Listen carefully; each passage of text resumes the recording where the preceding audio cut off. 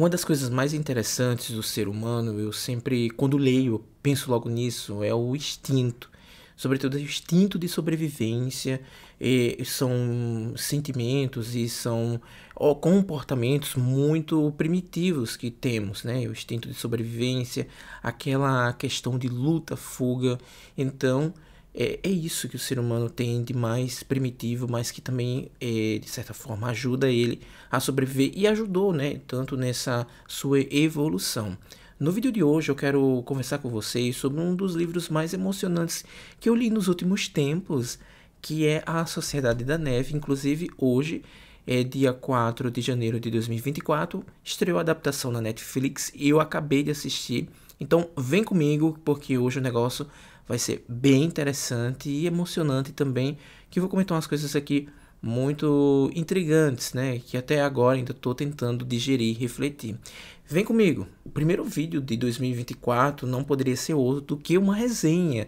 Sim, uma resenha de um livro, mas também um pouco de comentários da adaptação que acabou de estrear da Netflix. E eu digo a adaptação de A Sociedade da Neve, do Pablo Vierti. Do Pablo Vierti.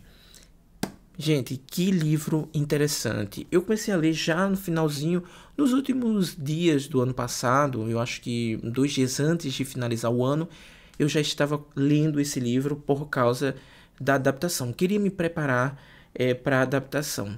Eu já conhecia essa história anteriormente, até porque já temos outras adaptações, eu acho que é Os Sobreviventes. E, enfim, a mídia também tem várias matérias, tem documentários, tem muita coisa. Tá bem recheado sobre essa história, porque essa história intrigou, né? Todo mundo depois que foi, podemos dizer, expandida, né? Foi noticiado, foi revelado todos os nuances dessa história. Porque até hoje é algo ainda que intriga todos nós, né? Mas uma coisa que muito me chama a atenção nessa história é a questão de comportamentos muito primitivos que temos, né? E comportamentos esses que eu posso caracterizar como a questão da sobrevivência, aquele sentimento que a gente tem de sobreviver, o sentimento de luta e fuga.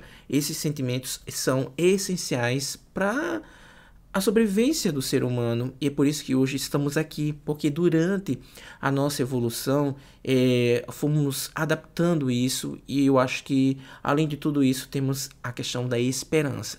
E aqui muitos desses, a esperança nunca morreu, outros chegaram assim ao limiar de perder totalmente as esperanças, mas tinha uns ali que ajudavam o outro, tem esperança que vamos conseguir. E que história é essa, Christian? Você já falando e não contou que história é essa. Aqui vai contar sobre o desastre aéreo que ocorreu no dia 13 de outubro de 1972. O desastre aéreo que aconteceu ali eram de jovens, né, jogadores de rugby do Uruguai que iam em direção ao Chile naquela época para um campeonato. Eles eram, não eram algo muito, podemos dizer, não era algo profissional, era algo amador, mas eles queriam conhecer outro país, teve essa oportunidade, então a Força Aérea ali cedeu, né, o avião, a Força Aérea Uruguaia. Então o avião, durante a sua travessia nos Andes para em direção ao Chile, caiu, né? Caiu e matou muita gente. Dentre todos esses que mataram, né, que aliás que morreram, só sobreviveram 16. A priori, pós queda do avião, muitos sobreviveram, mas pelas condições ambientais que eles não esperavam que iam ser tão bruscas, né? Porque eles bateram o avião, ainda estava claro, mas ao entardecer viram a morte de perto, literalmente. No caso ali, as temperaturas nos altos dos Andes caíam bruscamente de uma hora para outra, menos 30 graus.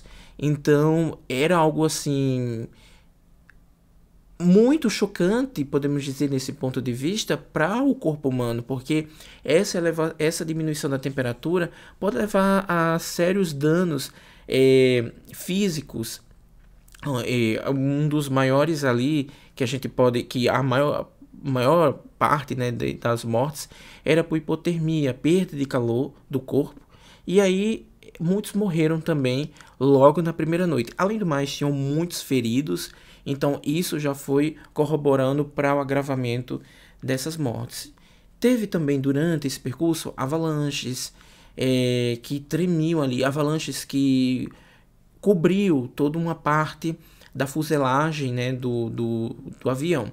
Porque o avião, ao cair, ele se despedaçou e uma parte ficou de um extremo, a outra parte ficou no outro extremo. Então, uma parte da fuselagem que estava mais, podemos dizer assim, onde tinha a maior parte de pessoas vivas, além do mais, era uma parte maior que estava mais conservada. Eles se reuniram ali para se abrigar, porque tinha avalanches, tinha também tempestades de neve, um monte de coisa, além do mais, o frio implacável. Além de tudo isso, também tinha a escassez de comida, a escassez de cobertas, né, de roupas para sustentar, para passar por todo aquele frio. Eles passaram mais de 70 dias ali nos Andes, né, praticamente esquecidos. Quando as autoridades souberam do acidente, eles, claro, de fato, começaram as buscas, mas pelos protocolos, 10 dias depois, as buscas se encerraram. Então foi algo, assim, desolador para eles, né? Eles tinham rádio, eles conseguiram rádio lá, mas era um desolador para eles. Muitos desses aí tentaram encontrar outra parte do avião, que acabaram encontrando, e nessa parte do avião encontrar as baterias, encontrar algum meio de se comunicar com o mundo, né? Mas não conseguiram. E aí até é interessante nesse questionamento todo, porque no livro do Pablo Vierti traz, claro, todos os depoimentos dos sobreviventes, né? Dos sobreviventes, dos 16 sobreviventes, temos os depoimentos, são depoimentos muito fortes, muito que abala mesmo o leitor. E aí tem o depoimento inicial, que é o do... Eu fiz várias marcações, gente. Várias marcações. E aí o depoimento inicial, que é do... Ele é médico, inclusive, né? Instituto de Medicina, do Roberto Conessa. Ele fala muito bem que foi um dos que saíram ali, juntamente com o outro, para em busca de ajuda, né? Porque primeiro eles estavam numa espécie de depressão, então o avião ficava muito profundo e meio que coberto com neve, mesmo que passasse um avião ali por cima, um helicóptero um pouco distante, não daria para ver nenhum deles, porque a brancura também tomava conta, então meio que camuflava. E para eles saírem dali, para conseguirem ajuda, eles teriam que subir nessa montanha e depois descer, porque eles teriam que primeiro sair da depressão e descer ali, né, essa profundidade. Então, eles foram em busca, né, inclusive Roberto, e aí foram em busca de ajuda em si. E chegando lá embaixo, inclusive eles quando saíram de lá, se não estou enganado, foi no dia 61. Já assim, eles já estavam no ápice. Claro, tem um ponto ainda que eu quero chegar, mas eles já estavam no ápice do estresse, no ápice do cansaço. De fato, muitos já perdendo as esperanças, então resolveram ir, porque já estava começando a época do degelo, claro que não ia descongelar totalmente, mas poderia trazer alguns riscos, né? Então eles iam embora ali, esses dois foram, e desceram os Andes e encontraram uma espécie ali de pasto, de rio, de vale, e graças a uma espécie de camponês ali próximo, que viram eles, e ele foi falar com o camponês para ajudar, que conseguiram ajuda e aí vieram resgatá-los, né? Mas num ponto bem crucial de toda essa história, tem algo que mexe muito com o comportamento humano, né? Que eu falei no início, essa questão da sobrevivência. Como era uma viagem curta, né, do Uruguai para o Chile, eles não tinham essa preocupação de levar muita comida e mais ainda de levar muita roupa, sobretudo de frio. Mas chegando a esse ponto, algum momento depois, um deles, que eu não quero falar quem, vocês precisam assistir ou também ler o livro, e sugeriu a se alimentar dos mortos, né? E aí, gente, essa parte que ele vai comentando aqui é algo que bate muito em nós, sabe? Porque não tinha outra alternativa. Tinha acabado todo o alimento. Os corpos que estavam lá fora estavam conservados por causa da baixa temperatura e era a única fonte de proteína. E se eles não tivessem feito isso, eles teriam morrido todos. Então, foi muita luta para que muitos aceitassem esse gesto, né, de ir lá fora e pegar uma parte de algum indivíduo e se alimentar. Então, a gente percebe ali no comportamento humano toda essa questão antropológica, voltando toda essa reflexão, é esse momento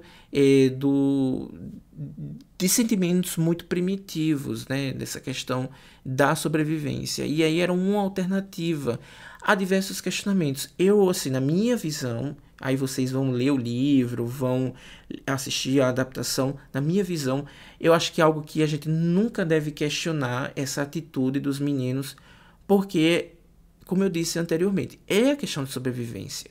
Ou eles fariam isso, ou morreriam. Então, assim, alguns deles, né, ficaram relutando por dias, não querendo aceitar, mas acabaram aceitando porque sabiam que iam ficar fracos, sabiam que iriam se desgastar ao longo do tempo, então teria que fazer esse sacrifício, né, de se alimentar dos próprios amigos, né? Tem diversas coisas ali que vai mexendo com o leitor de uma forma muito avassaladora. E aí eu fiquei me questionando, tem muitos questionamentos que eu acho que vale a pena a leitura. É um livro muito forte, porque é uma história real. E aí, quem gosta de literatura de testemunho, né, que tem toda essa questão do trauma, tem toda essa vivência, porque aqui, sim, é a história de um trauma, e são os relatos desses sobreviventes que a gente vai observar o comportamento de cada um, né? Porque quando ocorre esse trauma, né, que foi de fato um trauma, é algo que fica marcado para sempre, né, na vida desses sobreviventes. Tem um capítulo aqui muito interessante que ele diz assim, ó, março de 2006, volta à montanha. E alguns desses sobreviventes retornaram à montanha, retornaram para aquele lugar onde ocorreu o acidente, né? E onde eles ficaram por mais de 70 dias, mais de 2 meses, né? E eles foram resgatados, né? Claro, os meninos correram lá em busca, desceram a montanha e teve todo esse resgate. Se eu não estiver enganado, foi no dia 22 de dezembro. Ou seja, o acidente foi no dia 13 de outubro de 1972. E eles só foram resgatados em dezembro dia 22 de dezembro de 72. Muito tempo. É um desgaste para a questão do mental. Eu fico me perguntando ao término do livro como está a cabeça dessas pessoas, como estavam toda essa questão da saúde mental de cada um, porque é um trauma, gente, é um trauma, e esse é um trauma que eu acho que nunca será esquecido. Marcaram a vida deles de forma muito profunda. Além do mais, tem toda essa questão, né, deles se cuidarem ali um do outro, teve esse companheirismo, né, de cada um cuidar um do outro, porque até a gente sente isso no final, que a sobrevivência foi por causa do conjunto, não foi por causa de um indivíduo, mas por causa de todos. Então todos tiveram um papel crucial, todos tiveram um papel fundamental nessa sobrevivência desses 16. Gente, é emocionante. E aí eu assisti a adaptação da Netflix que estreou hoje, dia 4 de janeiro, e eu nunca tinha visto, que eu lembre, né? Nunca tinha assistido uma adaptação tão que retrate tão bem o livro, porque o que estava me preocupando quando eu estava lendo o livro e pensando na adaptação que ia estrear ainda era a seguinte característica. Será que eles vão conseguir essa essência do drama, da angústia, né, da luta ali pela sobrevivência?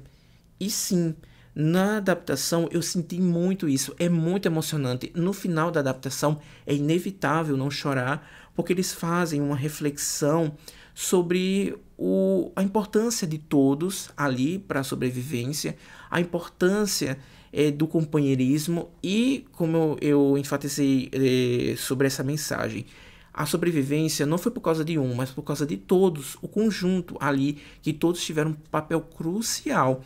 E aí no filme, inclusive, fala sobre esse momento. Então é inevitável não se emocionar ali no final. Mas eu gostei demais da adaptação, até mesmo mais do que essa adaptação mais antiga, que é Os Sobreviventes, não é a adaptação do livro, mas a adaptação gostei bastante. Eu acho que ele trouxe muito a essência do livro, resgatou muito bem, de forma muito realista, essa questão do drama, da luta, das angústias, do desespero, do companheirismo. Eu senti isso ao ver o filme, tanto quanto eu senti nessa leitura. E, gente, para finalizar, recomendo demais essa leitura se você gosta de não ficção, literatura de testemunho. Eu recomendo demais esse livro, porque tem esses relatos aqui desses sobreviventes, e aí a gente faz essa análise do trauma que eles sofreram, né? Então é isso. Muito emocionante isso aqui. Já começo o ano com o pé direito, com uma leitura muito boa. Gostei demais. É isso, eu espero que vocês tenham gostado. Se gostou, dá o like. Se não está inscrito no canal, se inscreve. Aqui embaixo eu deixo o link se você quiser adquirir o livro através do meu link. Ajuda demais. E olha, não deixa de adquirir A Sociedade da Neve. E vai lá também para depois ver a adaptação na Netflix. Só se prepara, porque são mais de 2 horas de filme. Mas você nem vê o tempo passar. Tchau, gente.